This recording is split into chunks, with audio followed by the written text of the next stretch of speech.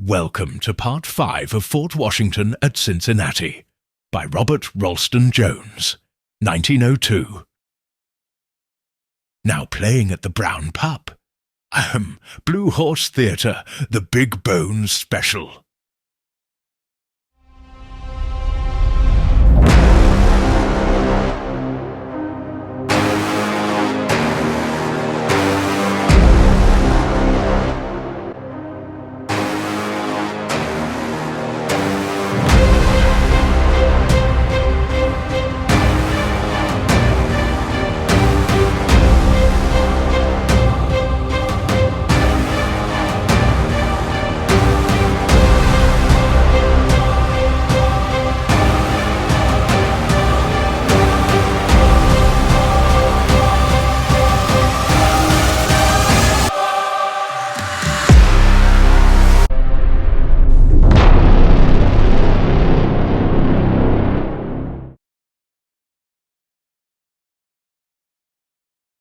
Of this animal, it is said the following is a tradition, as delivered in the very terms of a Shawnee Indian.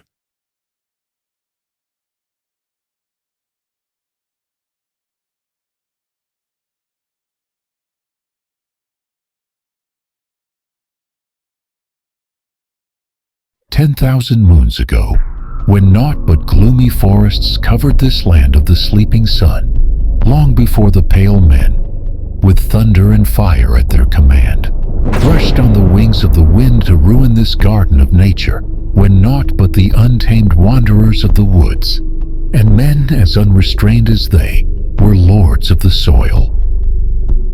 A race of animals that were in being huge as the frowning precipice, cruel as the bloody panther, swift as the descending eagle, and terrible as the angel of night. The pines crashed beneath their feet, and the lake shrunk when they slaked their thirst. The forceful javelin in vain was hurled, and the barbed arrow fell harmless from their side. Forests were laid at a meal, and the groans of expiring animals were everywhere heard, and whole villages, inhabited by men, were destroyed in a moment. The cry of universal distress extended even to the region of peace in the West, and the good spirit interposed to save the unhappy. The forked lightning gleamed all around, and loudest thunder rocked the globe. The bolts of heaven were hurled upon the cruel destroyers alone, and the mountains echoed with the bellowings of death. All were killed except one male, the fiercest of the race, and him even the artillery of the skies assailed in vain. He ascended the bluest summit which shades the source of the Monongahela, and roaring aloud, bid defiance to every vengeance. The red lightning scorched the lofty firs and rived the knotty oaks, but only glanced upon the enraged monster. At length, maddened with fury, he leaped over the wolves of the West at a bound, and this moment reigns the uncontrolled monarch of the wilderness, and despite of even omnipotence itself.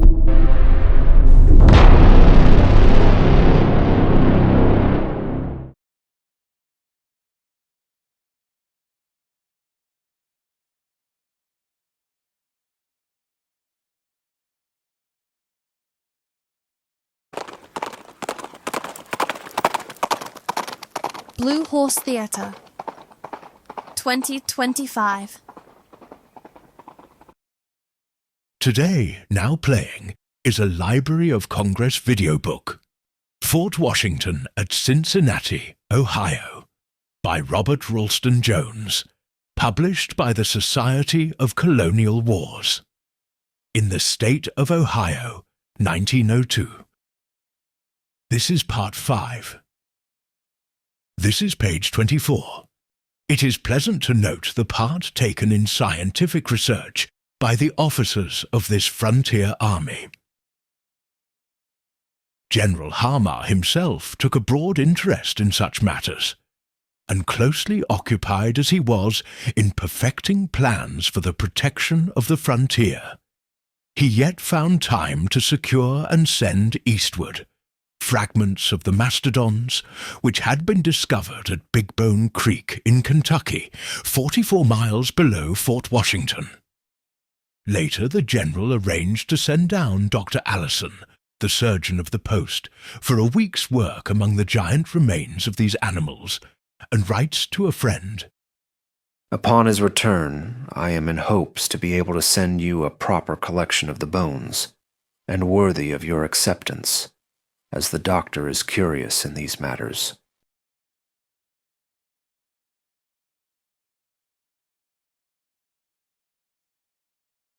Footnote 33.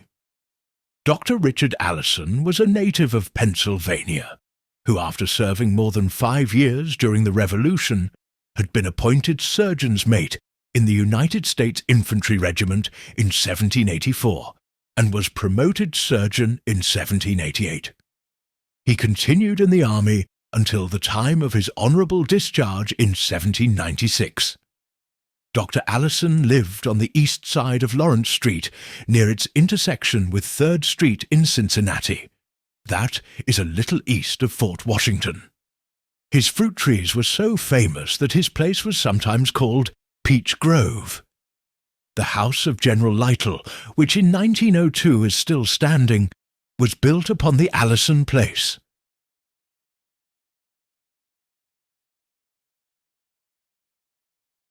Footnote 34. General Harmar to Dr. Caspar Wistar of Philadelphia, April 5, 1790, N.B., which means nota bene, or note well. This promise was fulfilled by sending the bones of mastodons sometime prior to August 17th through Lieutenant Ernest at Fort Pitt. General Harmar's letter to Dr. Wistar from the Journal of Ebenezer Denny. Fort Washington, April 5th, 1790. Dear Sir, it is a long time ago since I received your very agreeable letter, acknowledging the receipt of the bones by Captain Armstrong. You will please to receive by this conveyance a few more. We are at present stationed opposite the mouth of the Licking River, not above 20 miles, by land, from the Big Bone Lick Creek. I intend shortly to let Dr. Allison, the surgeon of the regiment, proceed to that place and stay there for about a week. Upon his return, I am in hopes to be able to send you a proper collection of the bones, and worthy of your acceptance, as the doctor is curious in those matters. The savages begin already to be very troublesome with the boats descending the Ohio River. Nothing will cure them but an effectual chastisement. I beg you to accept my thanks for your obliging letter, and shall be happy in hearing from you frequently.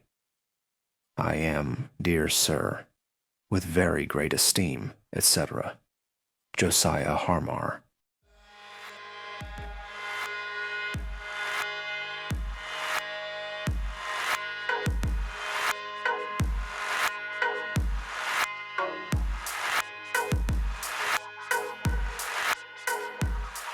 (1793).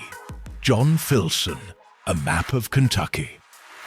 Drawn from actual observations from the collection at Barry Lawrence Ruderman Antique Maps, Inc.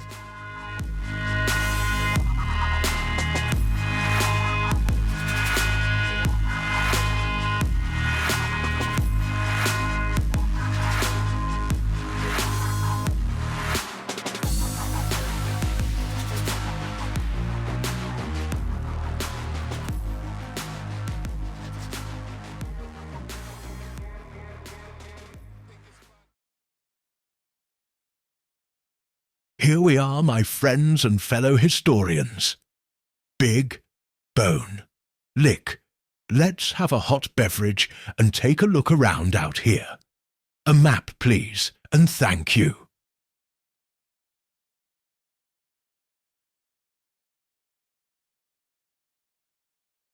Big Bone Lick, discovered in 1739 by the French captain Charles Le Moyne de Longueuil. This famous saline sulfur spring was frequented for thousands of years by Indians and vast herds of buffalo, deer, and other animals. The first English explorers found here, scattered over the lick, countless bones and teeth of the extinct Pleistocene elephants, the mammoth and the mastodon. Society of Colonial Wars in the Commonwealth of Kentucky, 1938. Lewis and Clark in Kentucky, Big Bone Lick. In October 1803, while travelling down Ohio River to meet William Clark for expedition to Pacific, Meriwether Lewis visited Big Bone Lick. He was to gather fossilized bones for President Thomas Jefferson. In September 1807, Clark supervised a 3-week dig for bones at Jefferson's request. Scientists consider William Clark's dig at Big Bone Lick in 1807 as establishing American vertebrate paleontology. Bones found here by Clark included mastodon and mammoth. Prehistoric Native American artifacts found were given to Dr. William Goforth in Cincinnati. Sponsored by Friends of Big Bone, Ohio River. Chapter: Lewis and Clark Trail. Heritage Foundation, National Park Service, Kentucky. Lewis and Clark Bicentennial Commission. Oh dear, a mammoth is stuck. Gadzooks, a sloth. Watch out behind you, buddy. He's got an atlatl. A mastodon coming in from behind. The gentleman with the atlatl will probably miss. He looks a little rusty.